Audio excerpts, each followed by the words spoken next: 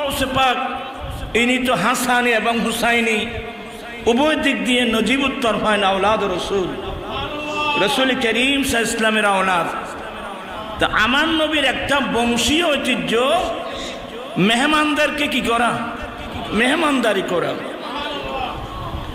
মেহমানদারি কাহাকে বলে, কয় প্রকার, কি কি, এগুলো মুস্তাফার আদর্শের মধ্যে পাওয়া যাবে। আমরা তো মেহমানদারিও জানি না। হ্যাঁ, সামনে বললে বেশি হয়ে যাবে, অত অনেকে বেশি হবে না, ঠিকই। এই হুজুরের দরবারে এসে চোখে যা দেখেছি মেহমানদারি কাকে বলে, এগুলো বংশীয় তর্কা। কোরআন হাদিস তো আছেই।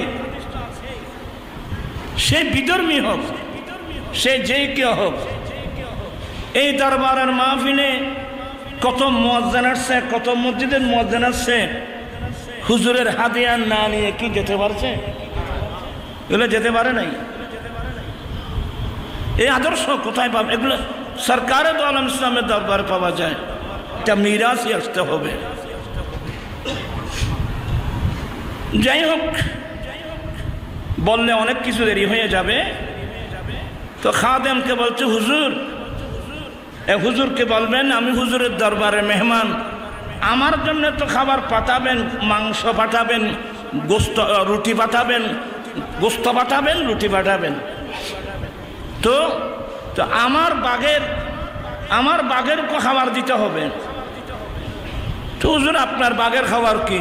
বলে একটা গোটা একটা ছাগল অথবা গরু। এই খাদেমে গিয়ে হুজুরকে বলছেন, হুজুর আজকে তো আপনার দরবারের জবরদস্ত একজন আল্লাহর ওলি মেহমান হলো, যিনি বাঘের ফিচার মধ্যে সবার করে এদিক সেদিক যাই।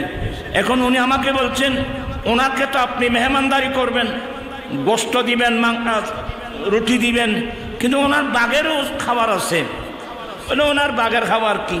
বলো হুজুর হয়তো একটা ছাগল আর না হয় একটা গোটা একটা গরু। গৌসে পাক একটু মুস্কি মুস্কি হাসলেন। হ্যাঁ, মেহমানদারি করতে হবে না?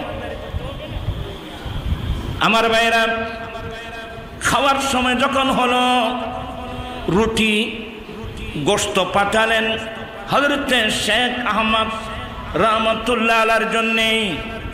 হুজুর ওনার বাঘের খাবার? আমার গৌসে পাক বলেন, তার বাঘের খাবার কি দেব? আমি আব্দুল কাদেরের দরবারে একটা গাভী আছে, যেই গাভীর দুধ আমি পান করি, ঠিক আছে, আমার গাভীটা নিয়ে যাও, আমার গাভীটা নিয়ে যাও। তো ওর খাদেম একটা গাভীর রশি ধরছেন আর রুটি মাংস, রুটি এবং গোস্ত নিলেন, ওনার তাঁবুর মধ্যে যাচ্ছিলেন। এখন গৌসে পাকের দরবারের একজন হালকা পাতলা কুকুর ছিল। কুকুর সেই কিভাবে বুঝতে পারলো আল্লাহর কি হুকুম? সেই দুর্বল কুকুরটাও গাভীর পিছনে পিছনে যাচ্ছে। আবার অনেকজনের কুকুরের কথা বললে সে সহজ